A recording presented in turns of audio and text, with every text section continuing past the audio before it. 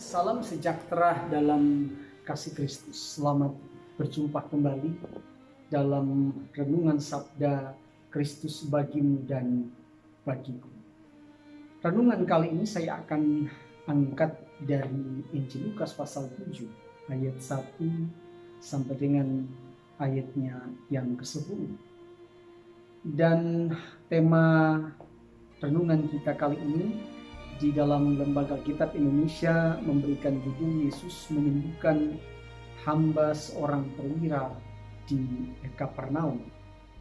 Nah, kalau kita mencermati pasal 7 di ayat yang pertama, kalau kita baca di sana, setelah Yesus selesai berbicara di depan orang banyak, masuklah ia ke Kapernaum. Ayat ini sebetulnya adalah merupakan lanjutan di pasal 6 ayat yang ke-20 sampai dengan ayat ke-49. Maka di dalam ayat 1 di sini, perjalanan Yesus menuju ke Kapernaum sebetulnya bukan sebuah perjalanan biasa. Tetapi kalau kita melihat misalnya di dalam Injil Lukas pasal 4, ya ayat 42 sampai 43, di situ akan kita temukan bahwa perjalanan Yesus betul-betul adalah perjalanan di mana dia memberitakan Injil Kerajaan Allah. Nah, dikisahkan di sana bahwa satu waktu ketika Yesus menyingkir pada waktu siang untuk pergi ke tempat yang sunyi, maka orang-orang banyak berusaha untuk mencari Yesus pada waktu itu. Dan ketika mereka menemukan Yesus, maka mereka berusaha untuk menahan Yesus. Bahkan di ayat 43, Yesus berkata bahwa di kota-kota lain juga aku harus memberitakan Injil Kerajaan Allah, sebab untuk itulah Yesus diutus. Jadi kalau kita lihat bahwa Kristus ketika masuk ke daerah Kapernaum memang karena bagian dari karya Allah, sehingga Kristus ada di Kapernaum hanya untuk menyatakan dan hanya untuk memberitakan Injil Kerajaan Allah atau memberitakan kabar baik. Dan kalau kita lihat di Kapernaum ada peristiwa yang kita lihat di sini yang diungkap oleh penulis Lukas, yaitu Dr. Lukas sendiri ingin memaparkan kepada kita bagaimana karya Yesus di tengah-tengah keberadaan dari perwira yang memiliki seorang hamba yang sakit keras, dan Alkitab mencatat bahwa hamba ini hampir mati. Nah, di dalam ayat yang kedua, kalau kita lihat di sana bahwa di situ ada seorang perwira yang mempunyai seorang hamba yang sangat dihargai. Sangat dihargai. Hamba itu sedang sakit keras dan hampir mati. Inilah yang menjadi perenungan kita sebagai orang yang beriman kepada Kristus, bahwa perwira ini sekalipun dia memiliki hamba, tetapi hamba ini dikatakan dalam Alkitab bahwa sangat dihargai. Sehingga di dalam ayat 7 kata hamba ini sebetulnya memiliki arti sebagai anak atau kais, ya, menunjukkan bahwa hamba ini diangkat anak oleh perwira ini. Kenapa? Karena sangat dihargai, ya, sangat disayangi oleh perwira ini. Nah, itu sebabnya di dalam ayatnya yang ketiga, ayat yang ketiga dijelaskan ketika perwira itu mendengar tentang Yesus. Nah, di ayat 3 merupakan titik tolak sebetulnya. Ya, dia melihat bahwa perwira ini mengalami satu perjumpaan dengan Kristus hanya untuk mendengar. Ya, kalau kita lihat di dalam Roma pasal 10 ayat 17, dikatakan bahwa iman itu timbul oleh karena pendengaran akan firman Kristus. Jadi iman ini muncul di dalam diri dari perwira. Kenapa? Karena perwira ini mendengar tentang Yesus. Maka apa yang didengar oleh perwira ini, inilah yang mendorong perwira ini untuk menyuruh tua-tua Yahudi kepada Yesus dan memberitahukan kepada Yesus supaya Yesus datang untuk menyembuhkan hambanya yang sakit keras dan hampir mati.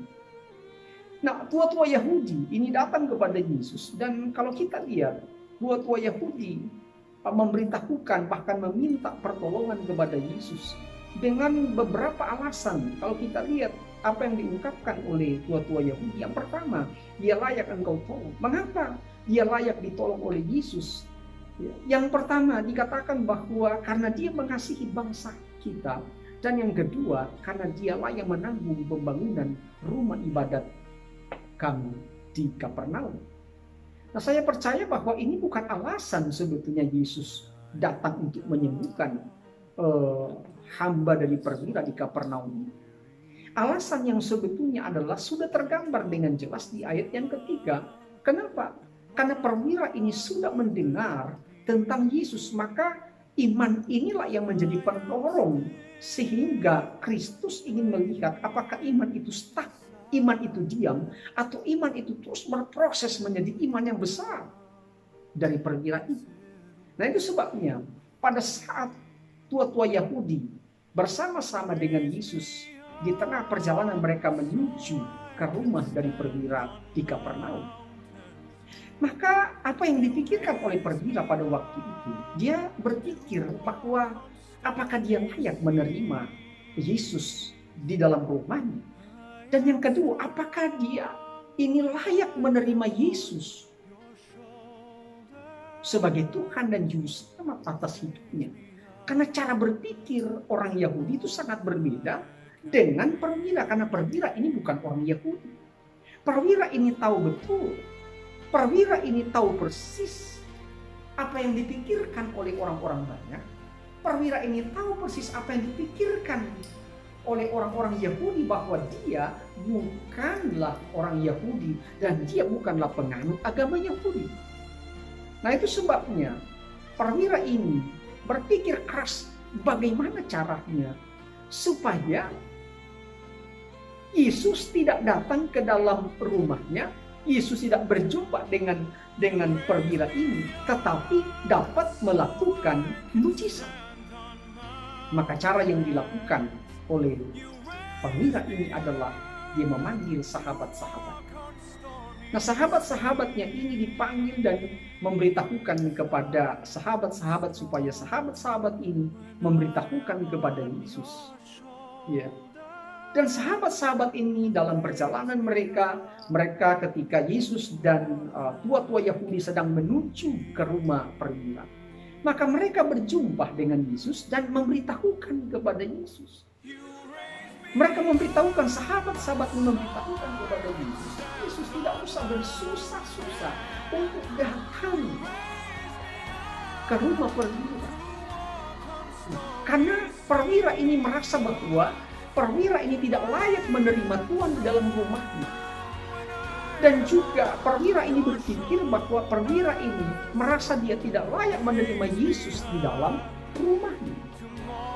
Nah, inilah perasaan-perasaan yang muncul di dalam pikiran dari perwira ini yang disampaikan oleh sahabat-sahabatnya. Jadi waktu Yesus mendengar apa yang disampaikan oleh sahabat-sahabat perwira ini, maka Yesus merasa heran, merasa kagum apa yang disampaikan oleh perwira ini kepada sahabat-sahabatnya yang disampaikan kepada Yesus. Maka Yesus merespon. Yesus mengatakan bahwa selama ini dia tidak pernah menjumpai pikiran atau iman yang sama kata-kata yang diucapkan oleh perwira ini kepada sahabat-sahabat. Dia tidak pernah menjumpai sekalipun itu di antara orang Israel. Nah, itu sebabnya apa yang ingin dipahami oleh perwira pada waktu itu. Nah, saya percaya bahwa perwira ini betul-betul memahami Yesus itu bukan cuma sekedar nama Yesus. Dia memahami Yesus bukan cuma sekadar pribadinya, tetapi dia memahami Yesus bahwa Yesus itu adalah firman yang menjadi manusia. Nah, itu sebabnya dalam Yohanes pasal 1 dijelaskan di sana bahwa firman itu telah menjadi manusia di dalam diri Yesus Kristus. Maka itulah yang dipahami oleh perwira ini. Dia sangat memahami bahwa perwira ini berpikir sebagai seorang perwira. Maka dia percaya bahwa Yesus itu adalah firman yang menjadi manusia. Nah, waktu sahabat-sahabatnya menyampaikan pesan itu kepada Yesus, Yesus itu merasa kagum, merasa heran.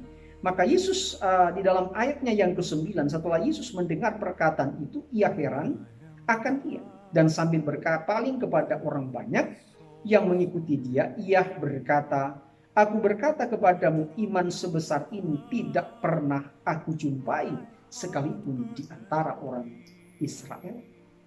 Nah, jadi inilah yang ingin dijelaskan oleh penulis Lukas, yaitu Dr. Lukas.